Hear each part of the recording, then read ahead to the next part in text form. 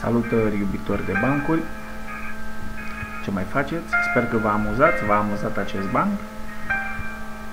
În cazul în care nu a fost pe placul dumneavoastră, dar vreți să citiți câteva bancuri bune, vă invit din nou pe site-ul romaniaseamuză.ro,